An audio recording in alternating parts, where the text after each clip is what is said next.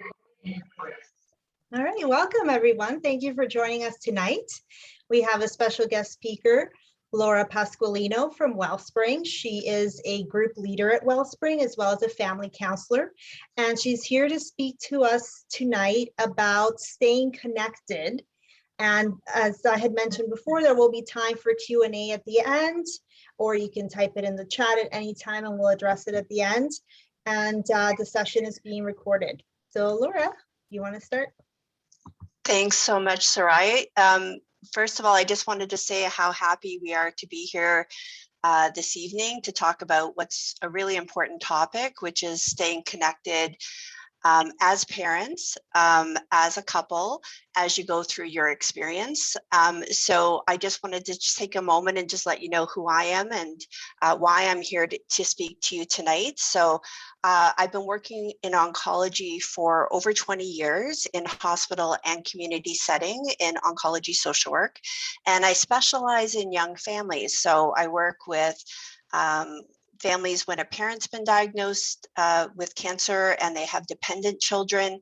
And I also work when a family has a child who's been diagnosed with cancer, often working with the couple to help them navigate the emotional experience of going through this. So, and also I'm joined tonight by Lauren Bryson, who is coming from Wellspring. And so she's going to be here tonight at the end of the presentation to talk about the role that Wellspring can play in supporting and assisting you as you go through this experience as a family. So welcome. Okay, so tonight, what I thought we could cover, just to keep it succinct, is really to address the issues around how you and your relationship with your partner, how it's impacted through the diagnosis, through treatment and beyond. We also want to talk about some ways that you can work with your partner to improve and strengthen that relationship, that communication, the bond that you have. We're going to make sure that we have an opportunity for questions and answers at the end.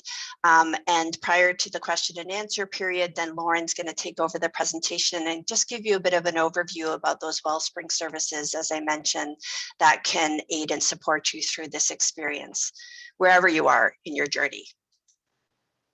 Okay, so coming to us this evening, you may wonder why you've come here. And so, or we may be wondering why you're coming. And from a lot of families, what we hear from them is they often will have some concerns around knowing how to support their partner, how to be there for them. Other family members may say that they feel lonely or misunderstood in their relationship with their partner as they go through the oncology experience with their child. And then also that concept of, you know, I want to make sure that I'm doing whatever I can to ensure that my relationship with my partner remains a priority. We try to make it a priority, and I'm trying to make sure that we're doing everything that we can do. And I'm sure that nobody who's here this evening had nothing else to do. We know as oncology parents that you're often incredibly busy. So just another opportunity for us to thank you for joining us tonight to talk about this topic. So if you can remember back before, for some of you, it may feel like it's been quite some time. And for others, even though it may have been recent for you, your child's diagnosis, in some ways it may feel like it's been a very long time still. So, but we know that before cancer, you were juggling so many things as a family. There are children's activities pre-COVID that we had to attend and drive kids to. There's grocery shopping, running a busy household, working outside the home if you did that, your own leisure and social activities that you did to you know, minimize your own stress. And at times you may have been wondering how you did it, but in somehow you did. And to varying degrees of success on any given day, like everyone else walking through the world. And again, the challenges that it takes to run a household and to manage a family. So we know that pediatric cancer is cancer that is in your family. right? It's not just something that occurs within your child, it's something that affects the entire family. So we know that from the moment your child was diagnosed with cancer, that your family really was forever changed. It took all of those balls that you were juggling in the air that we just talked about to try to make life work, and it just made them basically drop to the ground in a thunk. As the wind kind of basically got knocked out of your gut as you found out that diagnosis when somebody said it's cancer about your child. And so we know that your family unit was drastically affected, as well as your child with cancer, their siblings as well, if they have siblings, and also your extended family and friends. And talking about those relationship dynamics could be a presentation. Each one of those units could be its own presentation. But for tonight, basically, we're here to talk about you. We're here to talk about you and your partner, because that's first and foremost what we came here to do. And also because I think that it's the relationship that seems to get the least amount of attention, is the couple's relationship. So we know that as an individual, as you go through your cancer diagnosis with your child, that there's an impact on you as an individual walking through this experience. So, you know, as I sat down to do this presentation, I thought about all the different changes that people go through. So that first square speaks to changes in roles and responsibilities. So, you know, I just went through a bunch of different things that came to mind for me, and also things that I've read in the literature and what families have told me about over the years.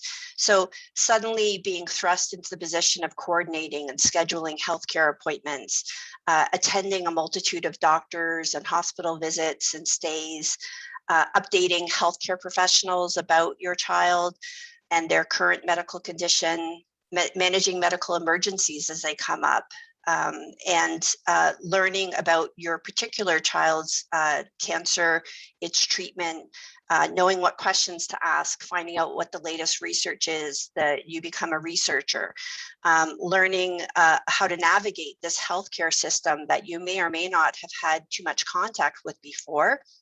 But certainly for most parents, they've never had to navigate it on behalf of their child before. So it's a huge learning curve. Coming up with new and inventive ways to get food into your child when they're nauseous or they're not feeling well.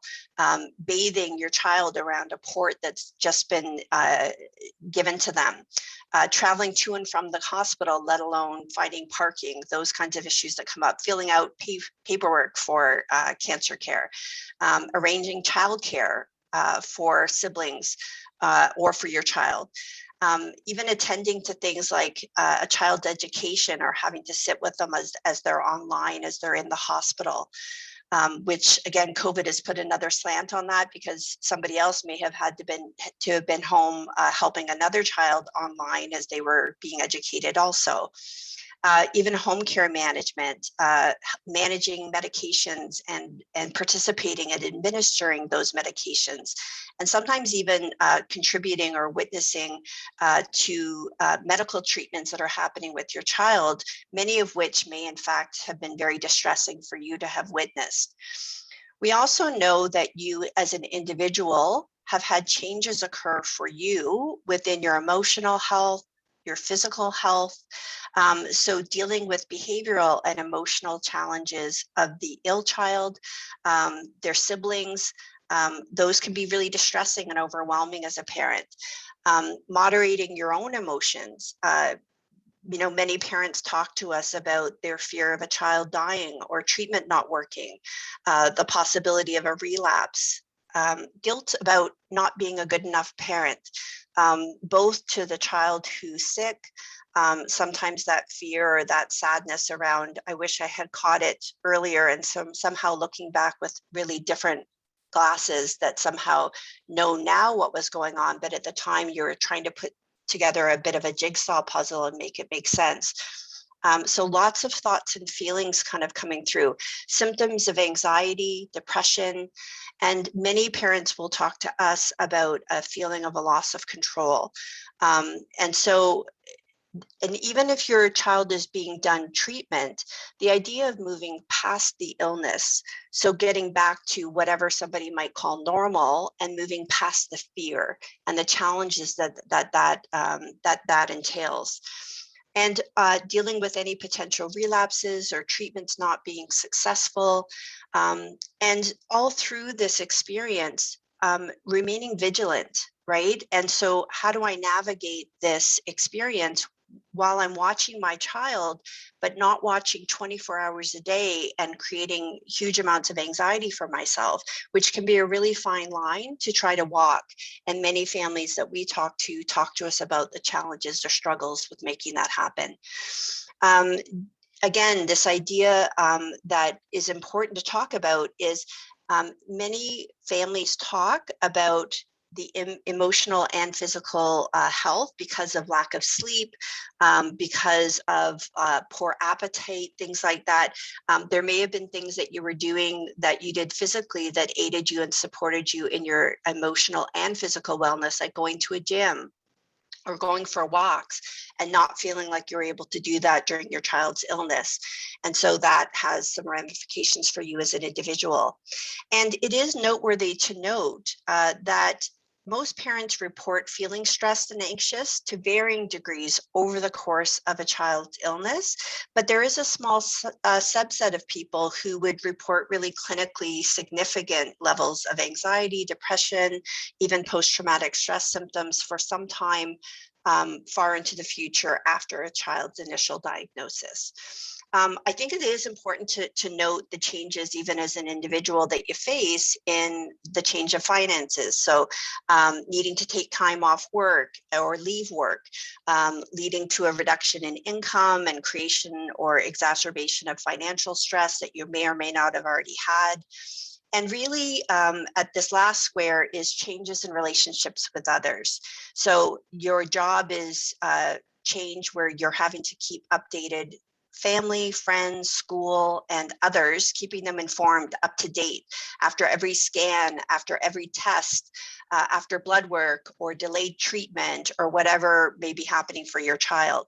And also this concept of trying to remain in contact with friends, having some kind of social connection with other people. So, and all of these changes are occurring because of a child's diagnosis. And remember that juggling slide that we just showed, that this is all in addition to the regular stressors that occur, the regular responsibilities that you as a parent have in order to keep all of those balls up in the air. So things like shopping and laundry and driving and parent-teacher interviews for the well child. There's tons of different things that are still going on.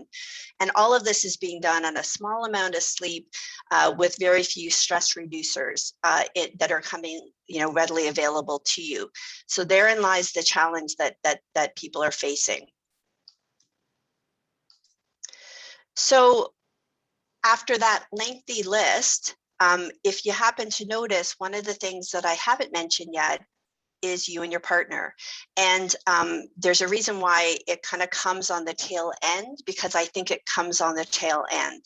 I think that often it is your relationship with your partner that gets pushed back to the back burner of the stove.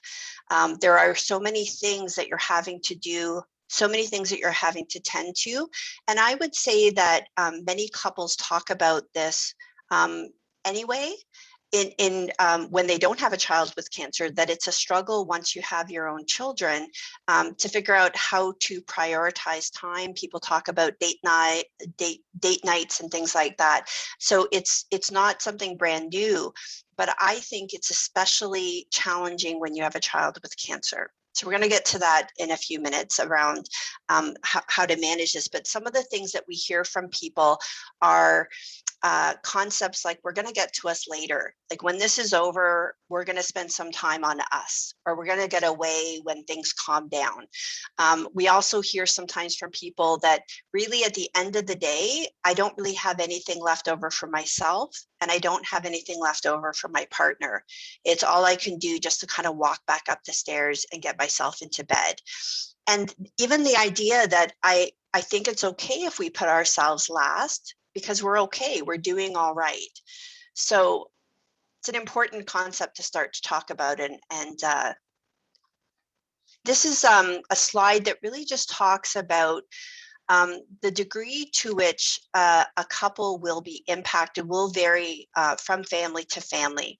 So as you know on this call, children are diagnosed with cancer, but there are many different kinds of cancer, many different types of treatment, and each child has their own prognosis associated with their own cancer diagnosis.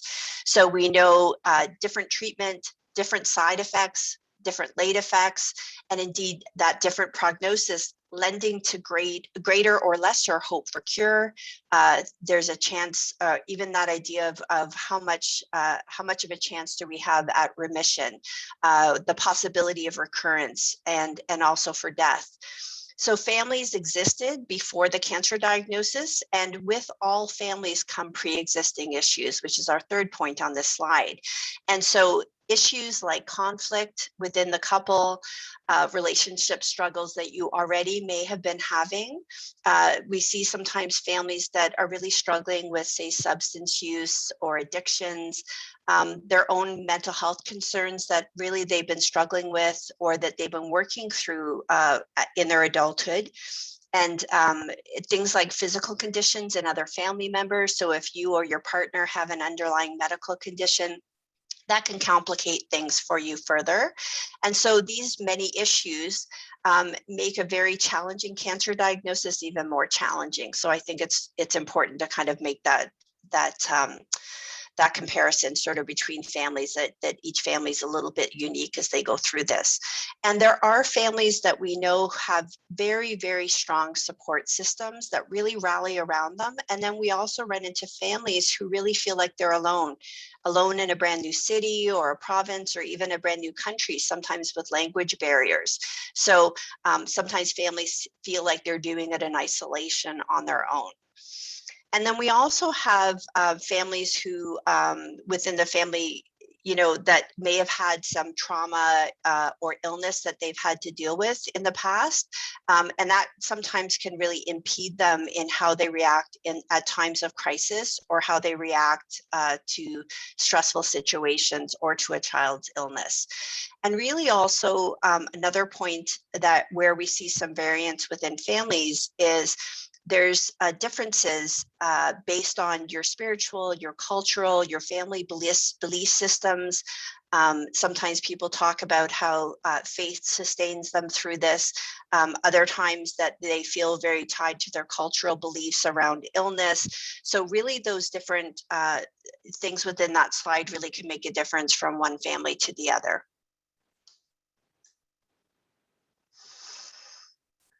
Okay, so we know from the research a number of different things. So it's interesting that most couples report and show in testing that they actually adapt well in terms of their general relationship satisfaction and adjustment.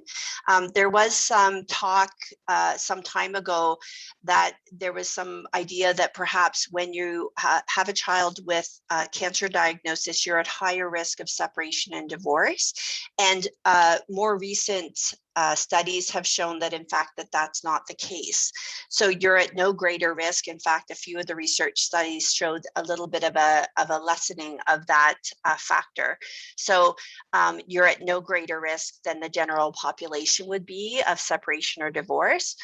But as much as it does report that most couples do well and manage well, really, most couples do report that their relationship was challenged at times. So since diagnosis, so difficulties of talking about stressful topics, the separation that they incur. And we're going to talk about some of the reasons why that may be. There's also some evidence that the further away from the original diagnosis a family gets, there is improvement in the couple relationship unless there's a recurrence. And the one thing that really comes out quite starkly in the literature and the research that's been conducted into couples and their connection is things like sex and intimacy and time together and activities shared together with your partner are pretty consistently reported as being not so great. That this is the area where people really struggle with finding time and finding that connection. So we're going to talk about that for a few minutes. And then there were a few different times over the illness trajectory where for the individual themselves within the couple, that things were the most stressful. So the time of diagnosis and time of relapse, if it occurs. And then the hospitalization and relapse were most stressful on the relationship. And again, we can talk about that in a moment. Okay, so we're going to talk now about challenges that, that you may face in relationship with your partner. So in the first one of the things that people talk about often when they're coming for support is that physical separation as you go through your child's illness. So things like hospital stays overnight or for long hours at a time where you're coming home late in the evening. There's a divide and conquer approach that most couples have to take in order to make all of the wheels move on the bus. And so when you have a divide and conquer approach, that means one of you is doing one thing and the other is doing something else, which means, of course, that you're rarely doing it together. And there's that physical separation that occurs. You may struggle with a difference in opinion. So we see differing opinions sometimes within a couple with regard to whether or not to seek a clinical trial, for example, or to have an extra treatment, or to seek a second opinion also comes up. You also sometimes see families where a couple struggles with how to parent their ill child and sometimes the well child as well. And we see this again within families who don't have a child with cancer, but it's really enhanced in families with a child with cancer. So things like where one parent feels like the other is too lenient and the other one feels like that other parent is too strict. So the idea is whatever kind of gets them through the night is a way to kind of get them through it. So let's not be too tough on them. So sometimes that's where some of the conflict comes down for couples. So those are, and then, you know, you also may notice that you're on different pages at different times. So you're having one kind of an emotional response while your partner is having something else. So you may be feeling optimistic on a particular day when your partner actually feels afraid, is dealing with some fear. One may feel like talking about worries or concerns at any given time, and the other one just really wants to have a normal evening off. And so it's really kind of being at different places at the same time, and then you don't feel like you're in sync with each other. You may also find that, you know, we talked just a moment ago about being physically separated from each other, but really, if you think about it, you're really having separate experiences of your child's illness. So there's one parent often, and especially during COVID, who is attending hospital with child. So when you're going into the hospital, one parent is witnessing particular procedures happening or scans happening. They're bearing witness to a child if they're suffering or they're having a difficult time having something inserted, whatever it may be. And then the other parent may be home dealing with a sibling who wants the other parent. And so they're having a meltdown. And so at the end of the day, when you're coming back together, sometimes, again, without a whole lot of energy, the idea of sharing this experience with each other can feel really, really challenging. It's like, I really don't want to have to go into detail about this because it really takes more energy than I have. So what parents can talk about sometimes is that I feel like you don't know some of the things that I know about what happened.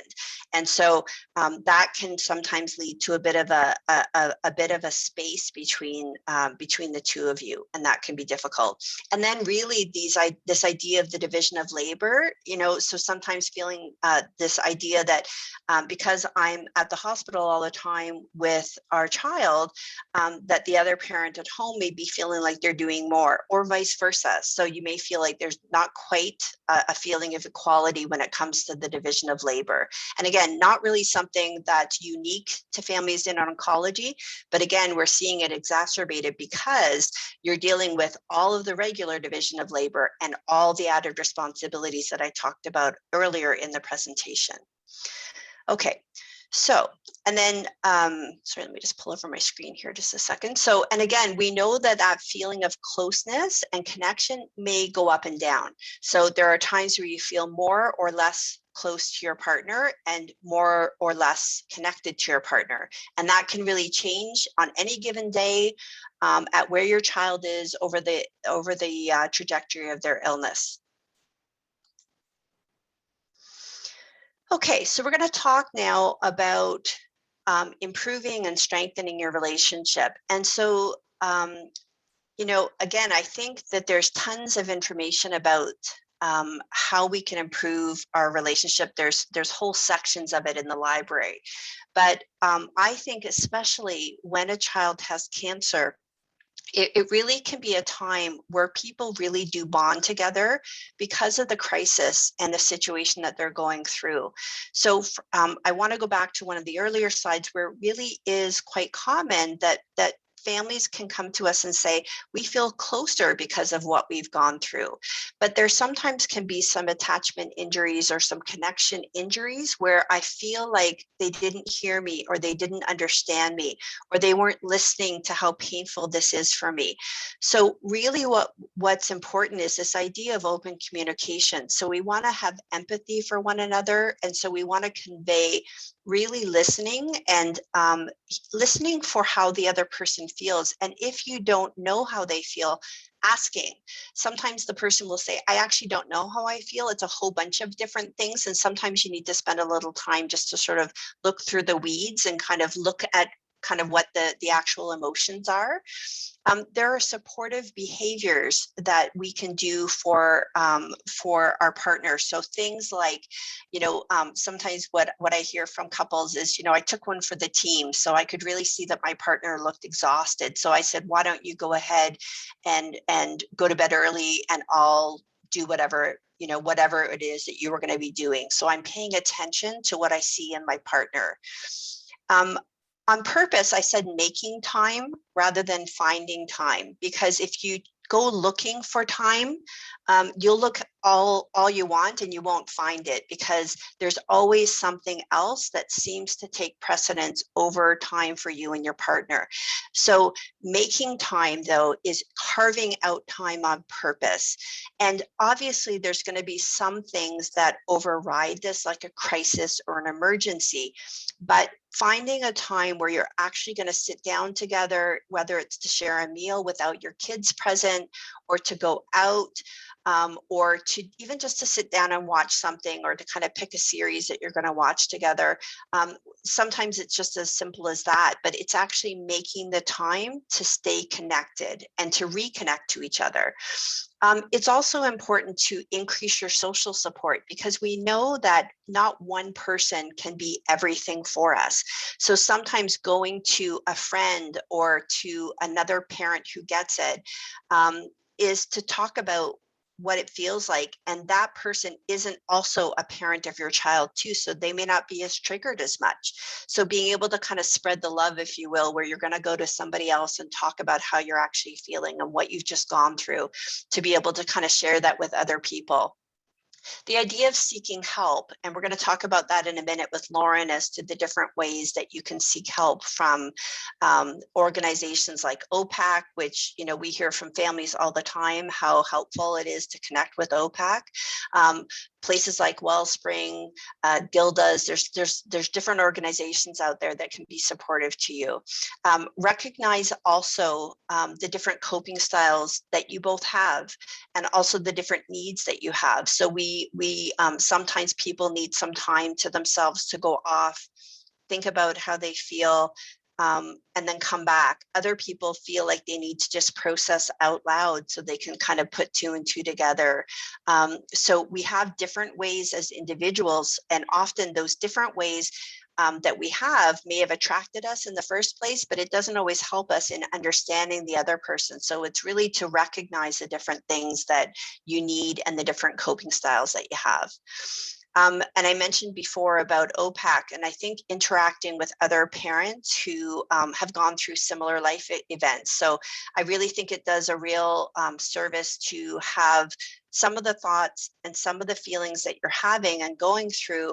It really normalizes them and validates them. And I think it can make you feel less isolated and alone going through this. And I think, you know, nothing's proven that to be more important than going through this during a pandemic. So if it wasn't already isolating, to throw a pandemic on top of it, I think it just, you know, knocks it out of the park. So even more than before, it's important to talk with other people who get it. And I think you can ask yourself and your partner, what do you need? What are the, you know, and the reason why I said to ask yourself is often when I'm meeting with couples, sometimes I'll say, what do you need? And the person will say, kind of with this look of searching, I don't know. I don't know what I need. I know what I don't need, because I know when my partner offers me positivity when I'm feeling afraid, or when my partner gives me a solution or gives advice when I'm just looking to vent, I know that's not what I need. But there are other times where I just don't know. And what I try to gently suggest back is, if you don't know, it's actually really hard for your partner to know. So if we can begin by asking the other person, if they're having a tough time, what do you need? And so it actually gives us a better chance of being able to meet that need. So sometimes it's simple. Sometimes it's just that I need a hug. I had a really brutal day and I just need somebody I just need you to touch me and hold me and give me a hug.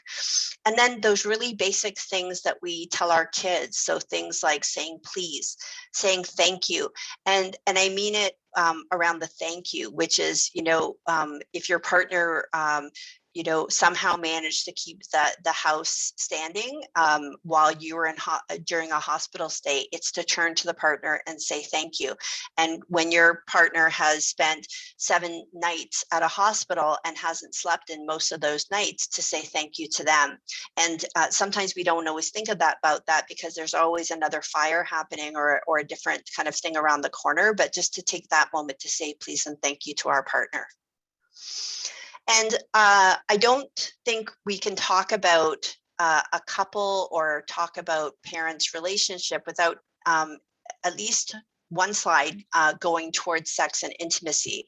I looked for a picture that showed not just a bed, but 2 parents with a kid in the middle, because I hear that from a lot of oncology families that often I'm in bed with one of my children, or our child comes in, or we need to be kind of with them throughout the night. And that can make it really, really challenging to have times where you can have intimacy, to engage in sex. And so this is one of those things that's worth noting, is it's important to talk about it.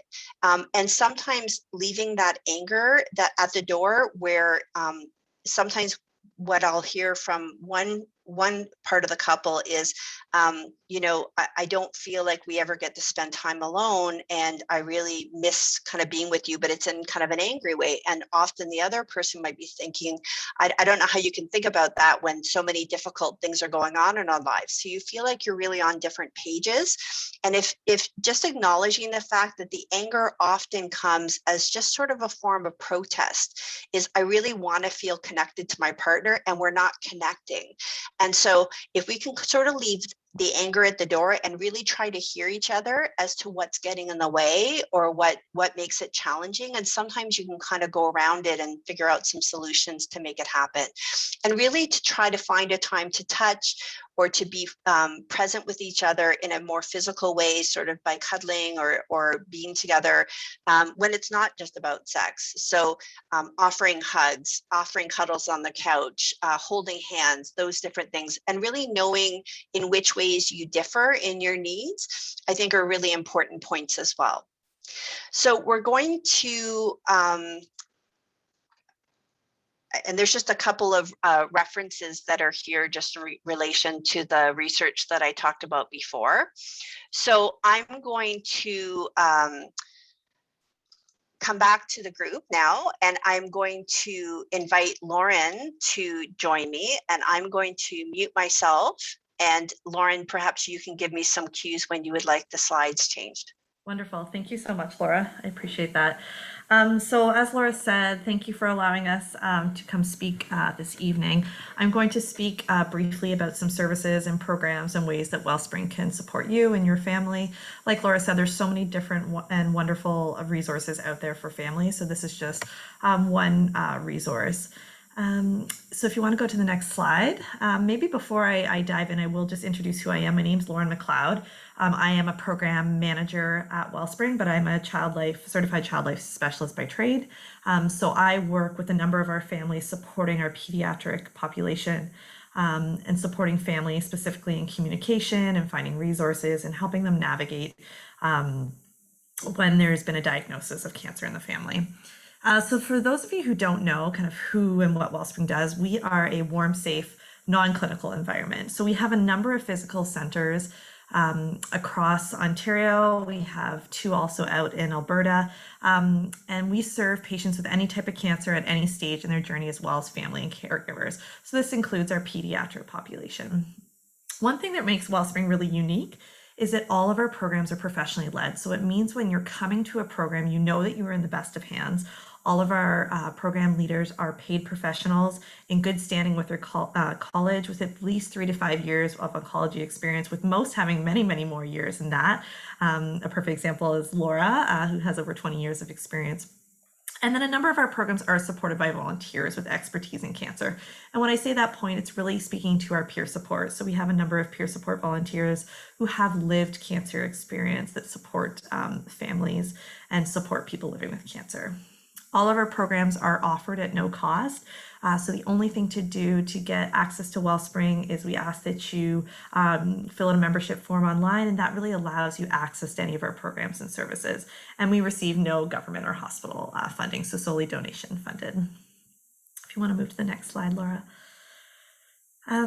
So we launched our Well on the Web platform about 2 years ago. So Well on the Web is our center for virtual cancer support. So one of the benefits to Well on the Web is that you can access it from the comfort of your own home. You can be in your PJs, you can be comfortable.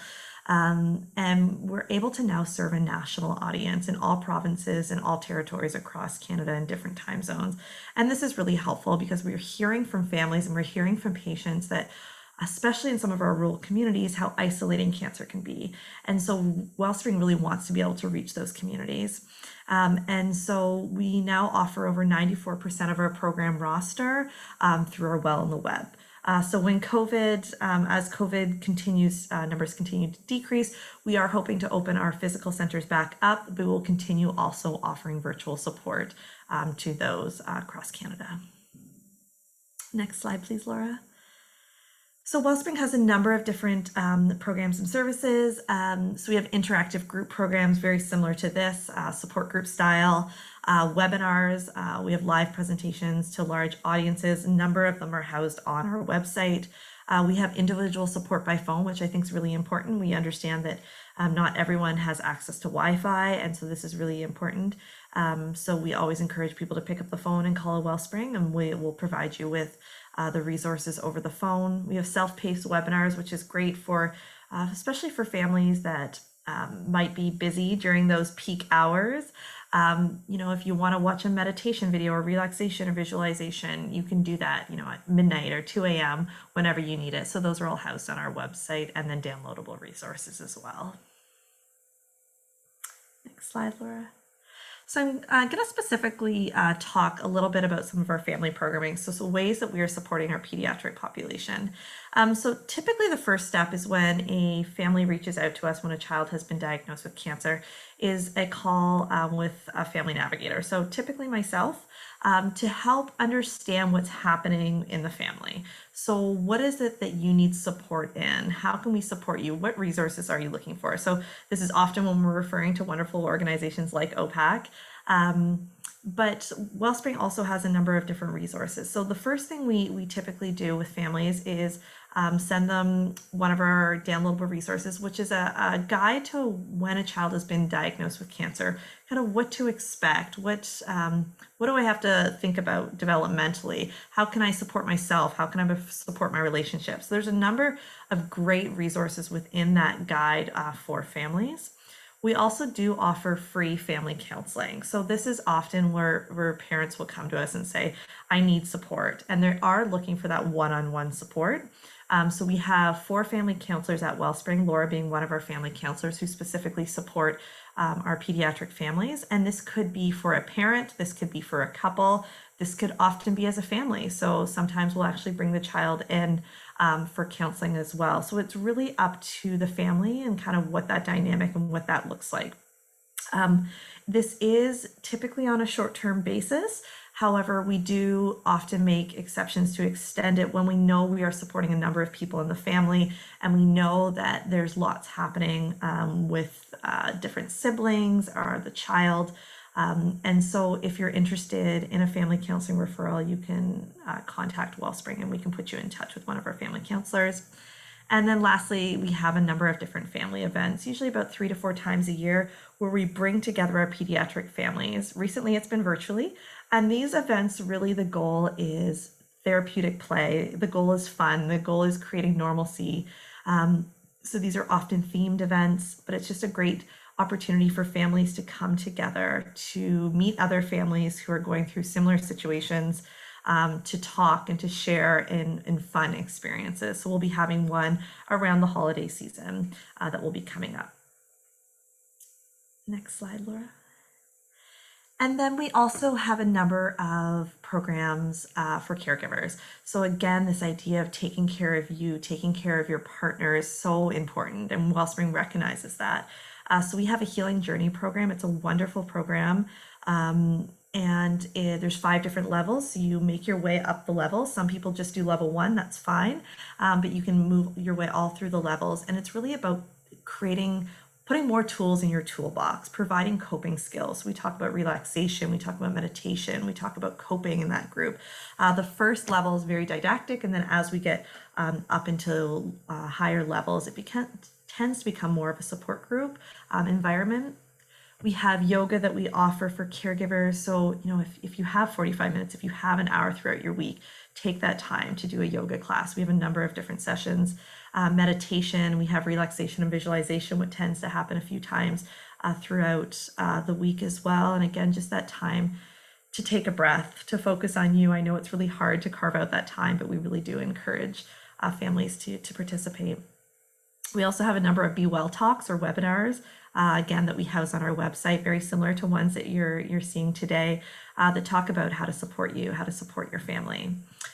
We have something called Chi Life, which is a blend of Tai Chi, yoga, meditation, and Qigong. It's really gentle in the body. It's focusing on a lot of breath work. And this is a great way to have some time to really bring down that blood pressure, to do some deep breathing. And then last, our nourish sessions. So we do have a number of nutritional programs led by registered dietitians that talk about, healthy eating and what foods to incorporate in diet and how to do that. And what is the research saying about nutrition? And then also an opportunity to connect with a registered dietitian to ask questions.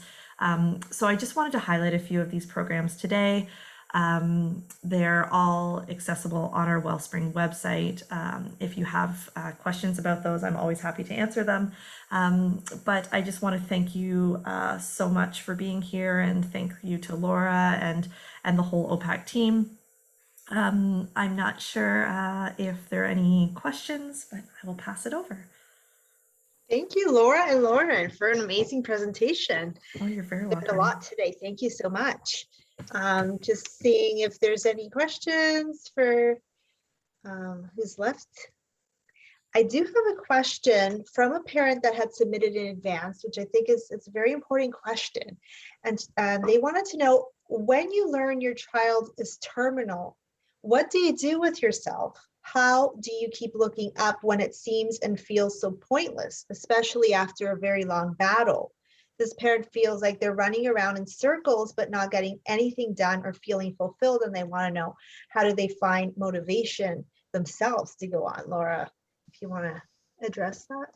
Yeah, I think as parents, from the time your child's born, it's so much a part of who you are to protect your child, right? And so to hear that information that your child is expected to die, I think is incredibly devastating for any parent. And so I can't imagine going through that alone. So I would really encourage at the first available moment, sort of reaching out first and foremost to other families, I think, to who can understand sort of that fear. And then also, I think in a situation like that, getting some professional counseling, just because I think that often you need a soft place to land to talk about the really tough things. Talking about often parents will talk in situation like that I'm already anticipating what's to come. I'm lying in bed thinking about what may happen, and I don't know when it's going to happen. And so I'm living in fear. So there's a ton of emotion that's going on for people. And even just to sit down with somebody, just, what I often say to parents is, working with a counselor, you can just sort of put it up on a whiteboard and look at it together. Is what's this like to go through this kind of agony and this suffering, this emotional suffering for me as a person. And this is really a place that's just for me. I'm not in a doctor's office with my whole family. It's just for me to come. So I do think as an individual, it's really important. And then actually further to that, and on to tonight's topic, is being able to turn to your partner. Because I think sometimes one of the challenges that I hear is sometimes we don't feel like we're on the same page with a partner. So sometimes one parent is saying we just have to wait for the miracle or hope for the best, and those can feel like important things at certain times, but it can't be all of the time, because the reality is I'm getting really difficult news on a regular basis from the healthcare team, and I'm having to absorb it and sort it out, and I have questions and I have worries and concerns. So how do we talk about this as a couple when we're both really triggered by the topic? This is our child together. And so that idea of how do we support each other? And sometimes it's how do we love each other through this? Because sometimes there really aren't words. It's holding and crying and touching and being constant with each other, because the question really for me just really talks about that sort of emotional pacing that we do, pacing around trying to find footing when it doesn't really make sense. How could this possibly be happening to our family? So I just think that my first suggestion is to reach out for peer support through something like OPAC, because I think, as I understand from your organization, there are families who go on and children don't relapse and they get better. And we also have families where a child has been dealing with a palliative diagnosis or has in fact died. So I think being able to talk to other parents who do understand is really important. And then maybe just getting some of that extra support from a professional as well. I don't know if you had anything else to add to that, Lauren, at all? Yeah. Thank you, Laura. Thank you for your good suggestions. I had one more question from a parent. Not sure this is the right forum, but she's asking about supplements or diet to recommend to parents and caregivers to support their stress levels. Yeah, great question. Great question. I would say, turn to the physician, reach out to a registered dietitian. I'm not sure if you have anything else to add to that, Laura, but I know that's a little bit out of scope of my practice. But I know there are a number of registered dietitians that do have private practices that would be able to address something for families like that. We also have a session at Wellspring talking with dietitians, where it's an hour where you just get to ask a question with the dietitians. There's a number of people that come on and ask their questions that are specific to their own circumstance. So check that out. It might be a forum for you to come and ask a question like that. Or like I said, reach out to a registered dietitian, because they're really the experts in this. I'm not sure if you have anything to add to that, Laura. No, I think it's exactly that. That that one of the things I learned about as a hospital social worker is it takes a community of healthcare professionals. So if it's for your child, then reaching out to the dietitian at the hospital where your child's being treated. As Lauren said, reaching out through Wellspring or through your family doctor if it's for you. Sometimes when I hear parents asking questions like that, I think often they're referring to the fatigue and the exhaustion and the lack of sleep that as parents they have, and it's sort of like, I'm looking for something that's going to make me feel better physically. And so I think that's the part as parents is you get run down. And so sometimes it's looking at diet changes or supplements as this person's asking about. And then sometimes it's the emotional stuff, right? So it's kind of looking at yourself as a whole person. Thank you. Thank you so much. That's great advice. And I guess we can wrap it up now. But before we go, I just wanted to say thank you again for all the wonderful resources that Wellspring offers to families. Make sure to check out wellspring.ca for more information on your programs. And we do have one question from Susan. Who can utilize Wellspring? Do they need to be local? Great question. No, anybody across Canada can access Wellspring. So there's no geographic limit. If you want to attend a physical center, so we do have 5 different physical centers in Ontario, 2 being here in the GTA. We have 1 in Brampton, Niagara, London, and then 2 in Alberta. But our virtual platform, our Well in the Web platform, is available to anybody. So we do counseling all across Canada for families who have a child who's been diagnosed. That's really wonderful, Lauren, especially the counseling part. You don't often see that being offered, especially free of charge, even if it's short term. I'm sure it's very helpful. And I can refer that parent to you, Lauren, who wants to learn more maybe about your dietitian program to speak more about that. So I'll connect her with you. And if you have any events for pediatric oncology families, any programming that comes up, for sure, let us know. And we'll be happy to share those on our social media accounts as well.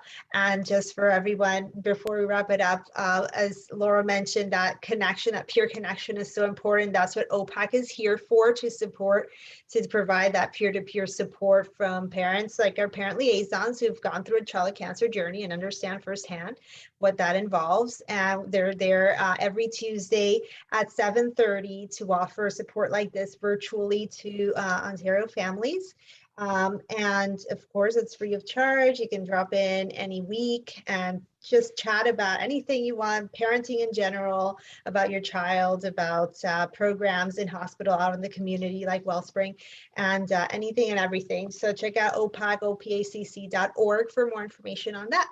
And with that, we'll wrap it up. Thank you again so much for your time and for teaching us about of Wellspring and services. And Lauren, thank you again. Thank you. Good night. Thank you. Good night. Thank you. Take care. Thank you so Bye. much.